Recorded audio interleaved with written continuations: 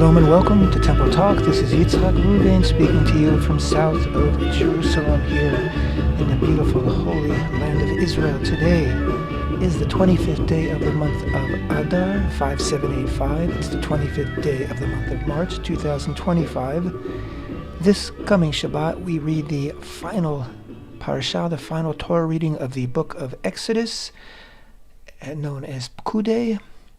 It begins in the book of Exodus, chapter 38:21, and concludes chapter 40, verse 28, bringing the book of Exodus to a close. And the book of Exodus, of course, started out with Israel descending into slavery in Egypt, right? The descendants of the 12 sons of Yaakov.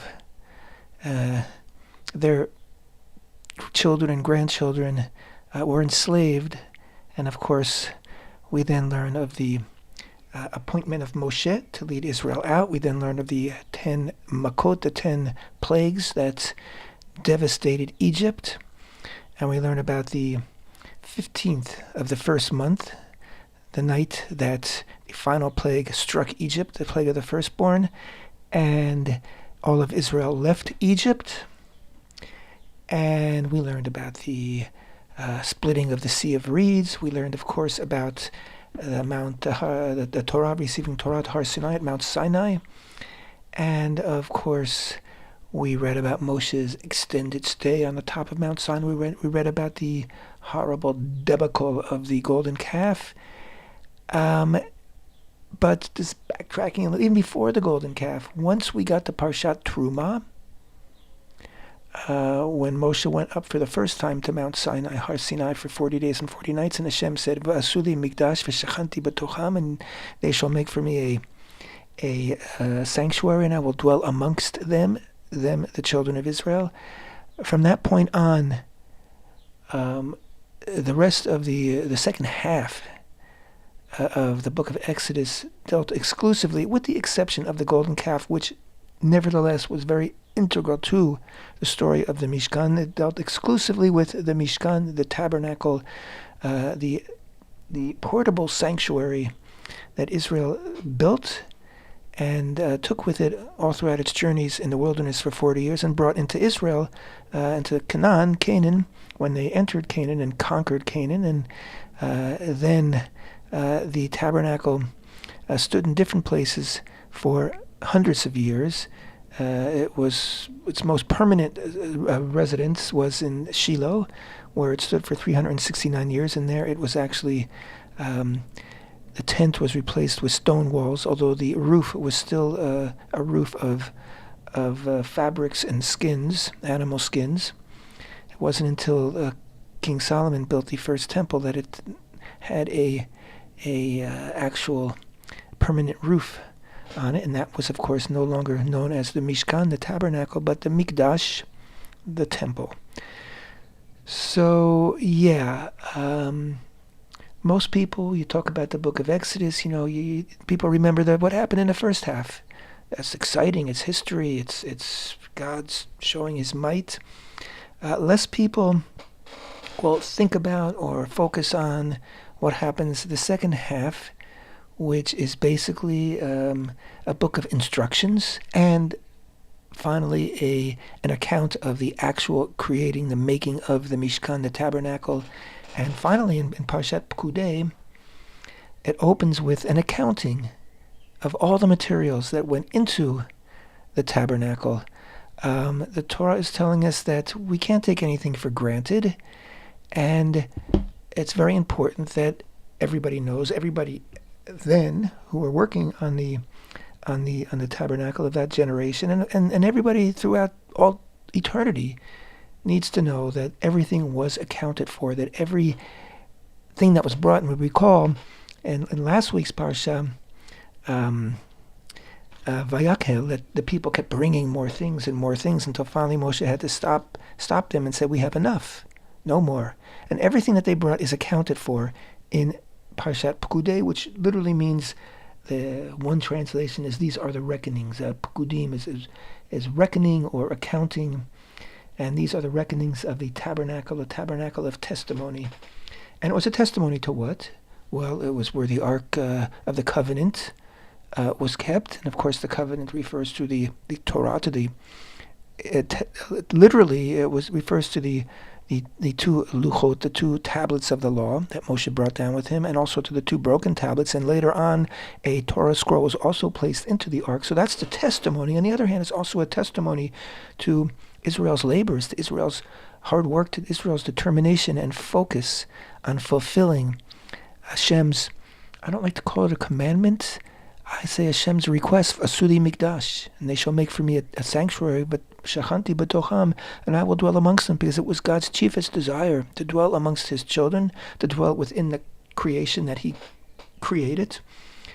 But he couldn't do it.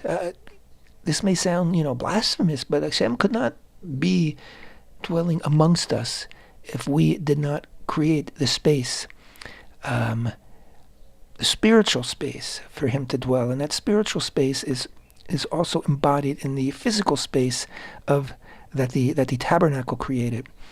It's not the walls of the tabernacle, but it's the space that they created, the space which was sanctified. And the word kadosh in Hebrew, means to separate from. So this was part of creation. God created all of the creation for all creation to enjoy and to benefit from. And man, Israel, took God up on God's request and said, okay, we're going to partition this little tiny part of this huge creation that you created, this tiny part for you, infinite God, to place your presence amongst us. It seems, on the one hand, it's tiny, like, what's the big deal? It's so easy. It was easy. But it was also a huge labor of love, and the entire nation that took part in it, as we learned last week in Parashat Vayak'hel, and again in this week. And it involved people giving of their possessions, of their valuables, of their gold and silver and copper and fine fabrics and gemstones, and of their time, and of their efforts, their skills, and of course of their love.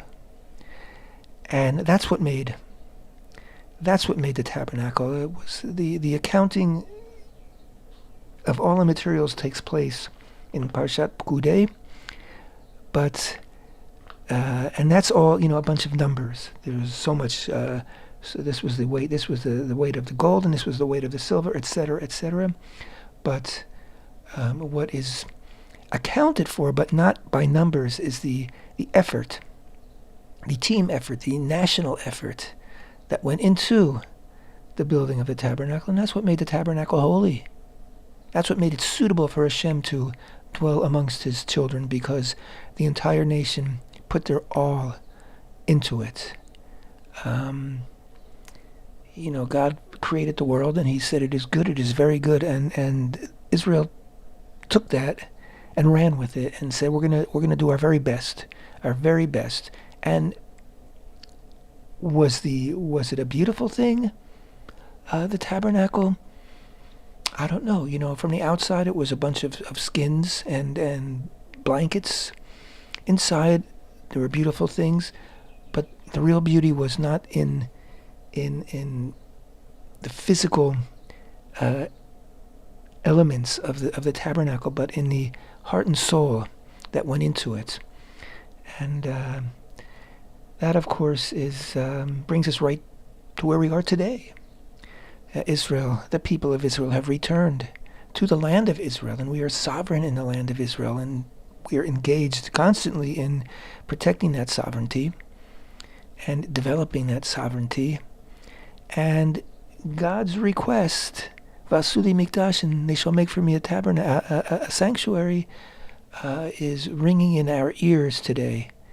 And we need to be able to measure up, just as our forefathers and mothers did all those generations ago, even though they did not have the material wealth or comfort or convenience that we have today.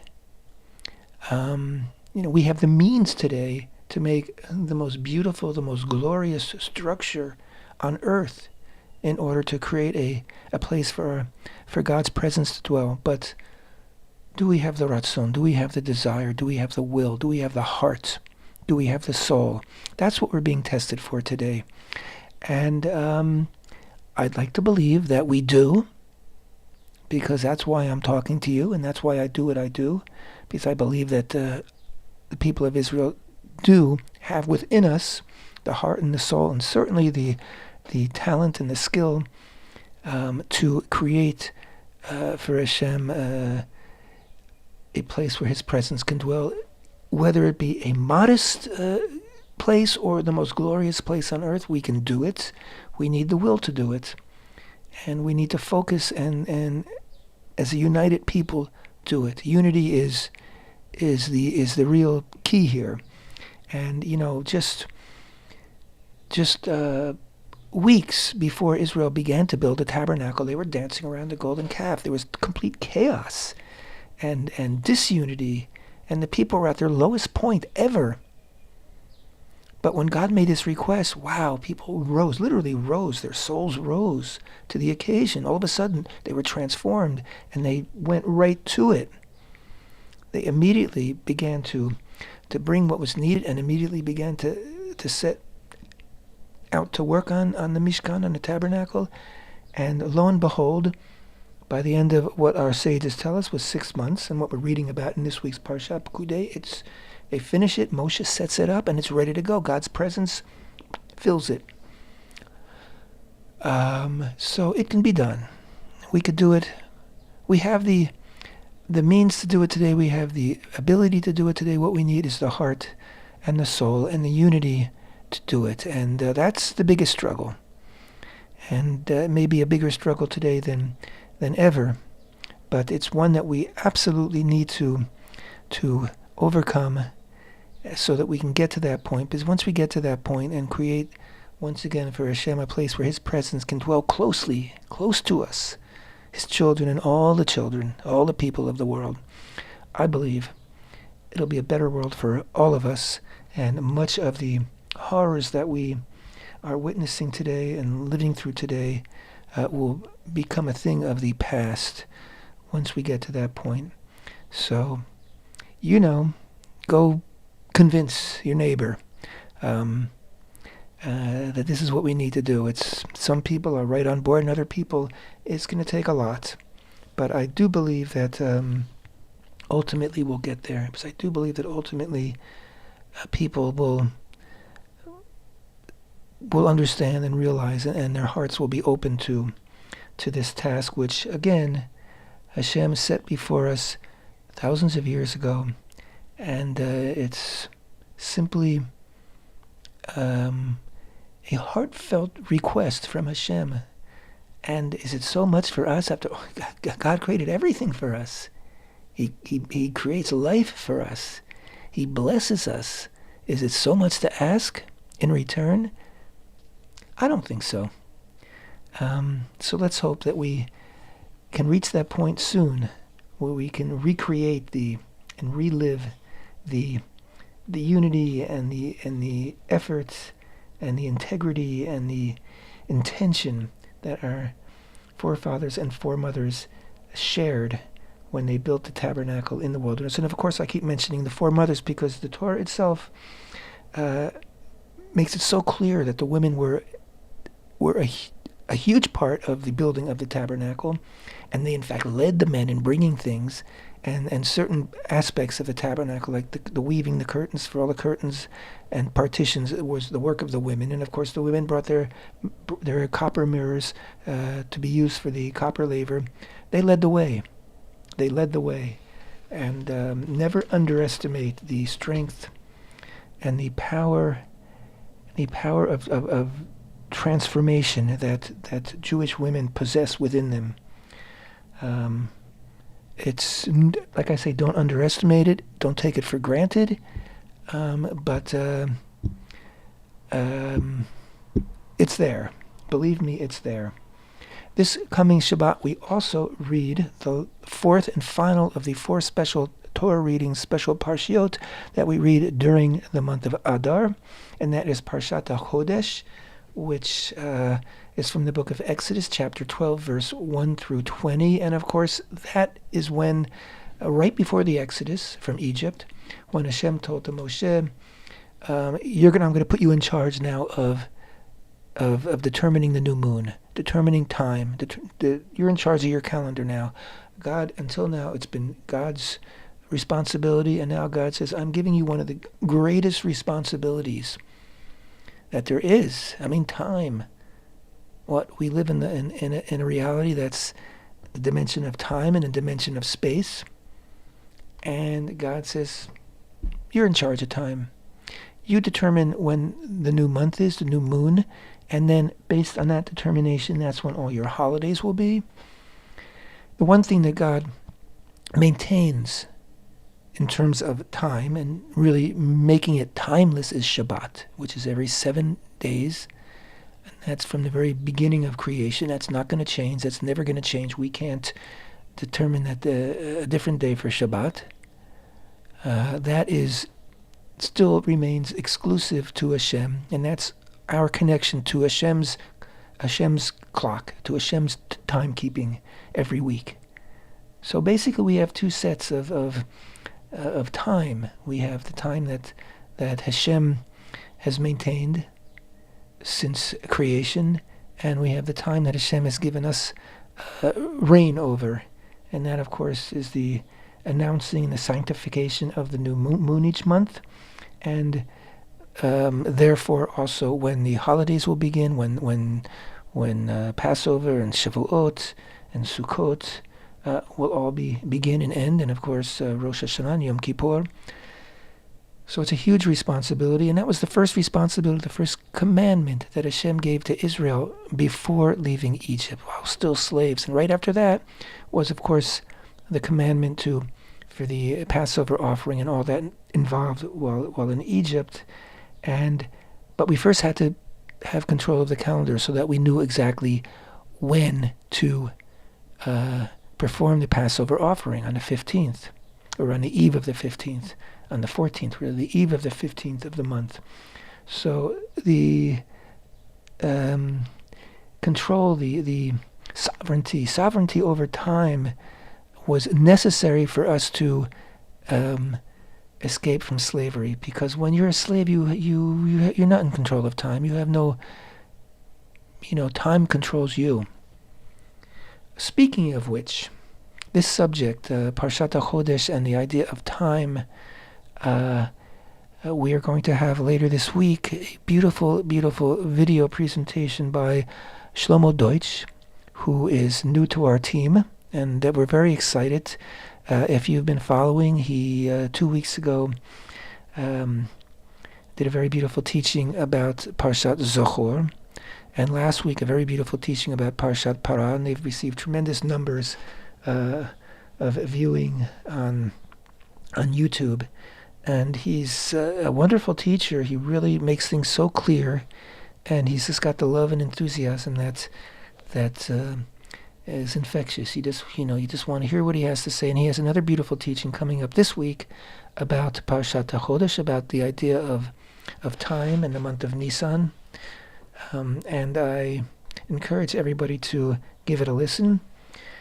And hopefully we will continue to be able to share with you wonderful teachings from Shlomo, who, as I said, he's new to our team, and we are very, very excited and pleased to have him with us.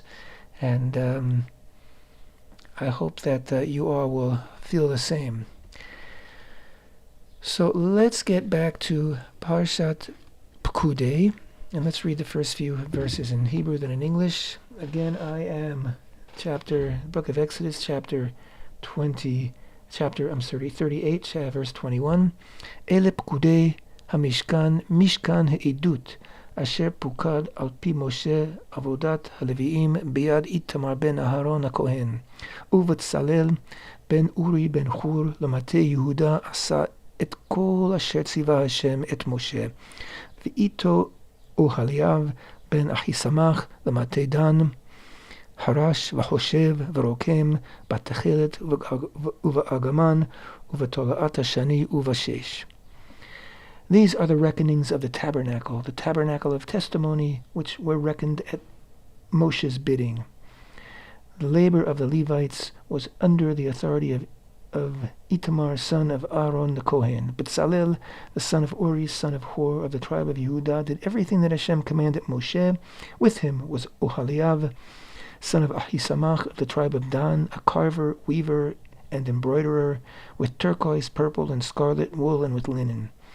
And then the Torah goes on to list all the gold that was used for the work, for all the holy work. The offered up gold was 29 talents and 730 shekels in the sacred shekel. And then it goes on to talk about the silver. Now, how did they get the silver? Of course, we know how they got the silver. That was from the Motz'ei Shabbat, from the half-shekel offering, which was first, again, HaShem first mentioned it to Moshe back in Parashat Kitisa, and Moshe first shared that with Israel in last week's Parshah of Vayak'hel, and Israel responded. Every adult male over the age of 20 was responsible to bring a half shekel of silver. Shekel was a weight. Half shekel of silver, no more than a half, no less than a half. Whether you were rich or poor, it didn't matter, and it doesn't matter. And so verses 25 through 28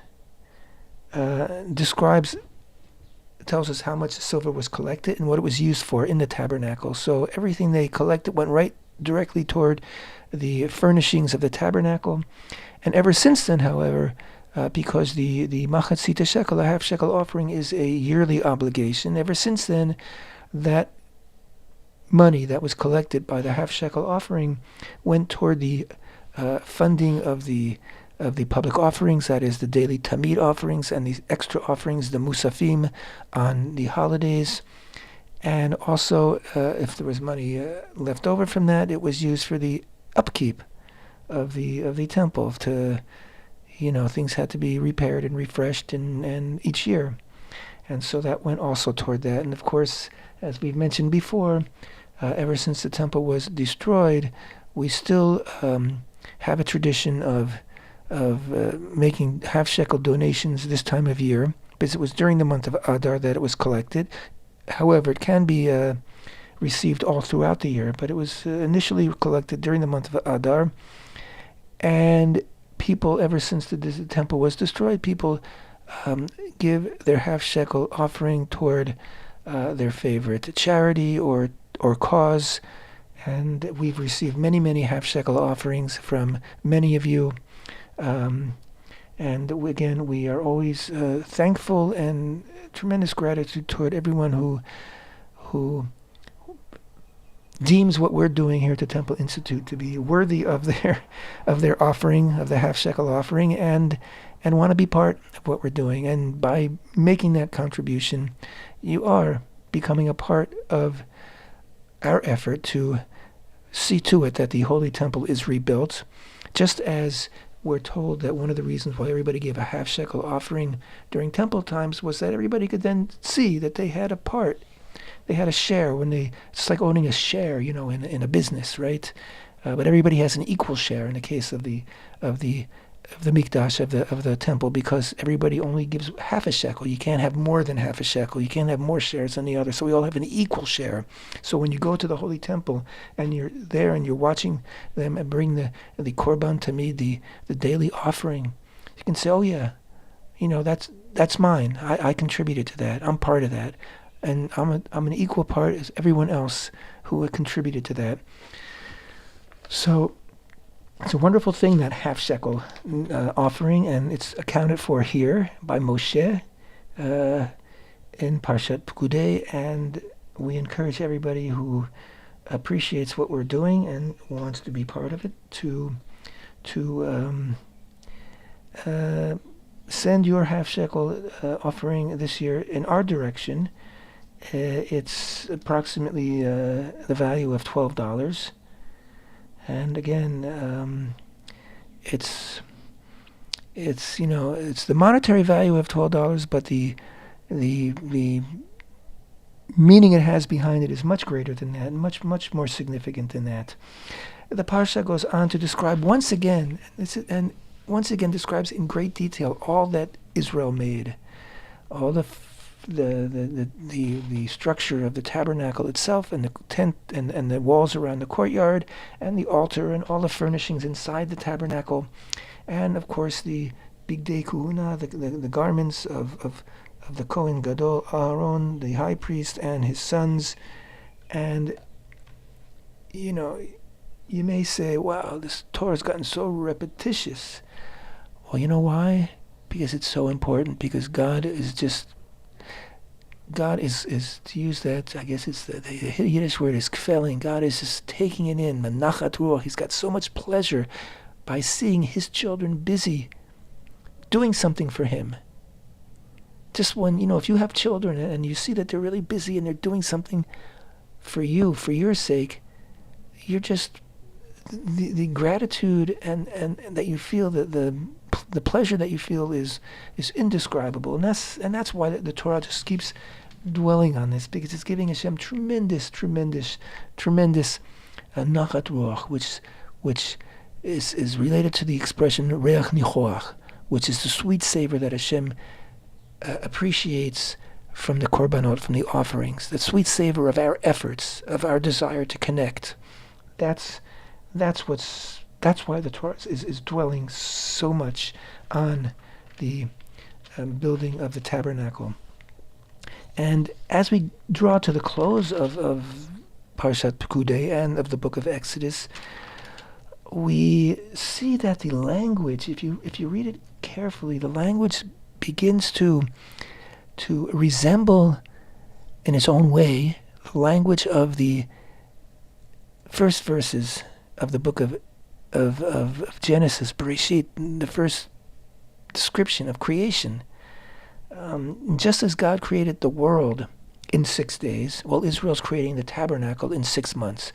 Just as God created time and space and filled it with beautiful things and placed man at the center, man is creating a place and keeping it vacant for HaShem to dwell in its center, for Hashem's presence to dwell in its center. And just as Hashem blessed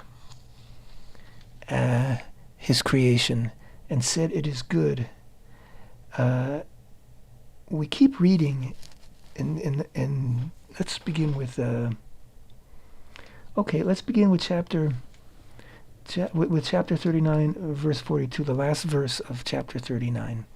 After this, immediately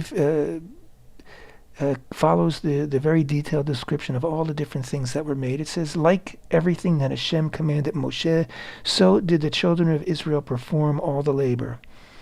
Moshe saw the entire work, and behold, they had done it as Hashem had commanded, so had they done, and Moshe blessed them.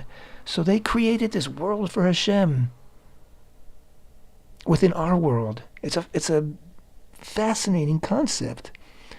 And they did it to a T, according to what Hashem wanted them to do, asked of them. And then Hashem tells Moshe that you are going to inaugurate, you're going to set up and inaugurate the tabernacle on the first day of the first new moon, right? Of the first month. Well, that goes all the way back to what we were talking about before, because that first month that Israel accounted for in Egypt was the month of Nisan, the month that's coming up very soon. I'm going to talk about that in just a moment. And that's the month, of course, of Passover, of Pesach. And then, of course, Hashem instructs Moshe to bring Aaron and his sons to prepare themselves to get to work in the tabernacle. And then it says, in the first year of the first month of the second year, on the first of the month, the tabernacle was erected. And it says that Moshe set everything up just as Hashem had commanded Moshe. And he took and placed the ark, etc., etc. And it says every description is followed by this, just as Hashem had commanded Moshe. And again, verse 23, just as Hashem had commanded Moshe. Verse 24, as Hashem had commanded Moshe. Verse 25, verse 27, as Hashem had commanded Moshe. Verse 29, as Hashem had commanded Moshe. 6 times, as Hashem had commanded Moshe, paralleling the 6 days of creation. The 6 days of creation, which were preceded, by the way, by tohu vabohu, by chaos and void. What was the chaos and void that preceded the creation of the tabernacle in 6 months? That was the golden calf. That was chaos and void.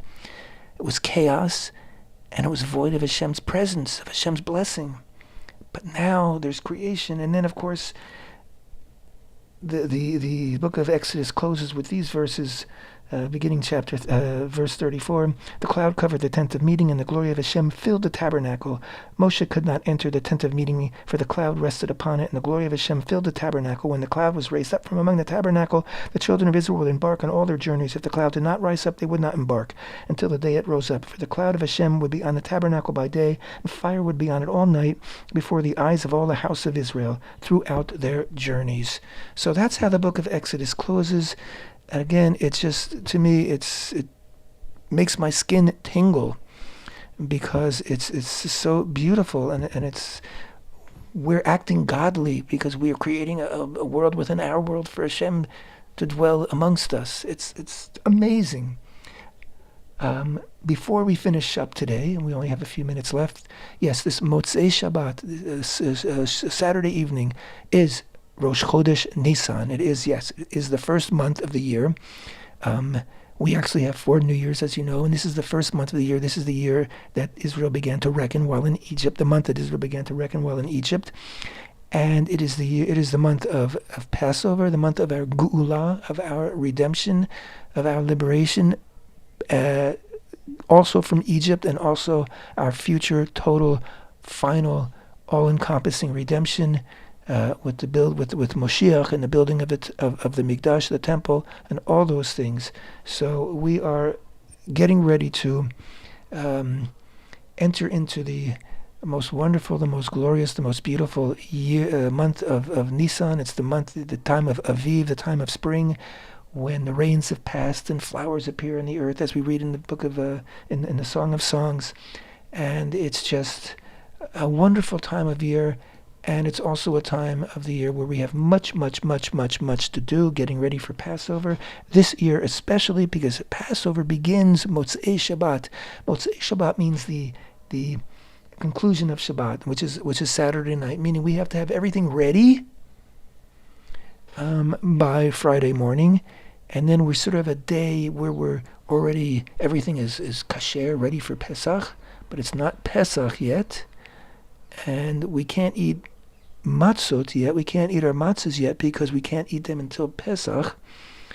And we still need to have lechem, chametz, leavened bread on Shabbat, even though we're already ready for. So it's a very tricky moment in time. And during the time of the temple, it was also very tricky in terms of bringing up your lambs for the slaughter, which was done in the hours before Passover, which means it would be done on Shabbat itself.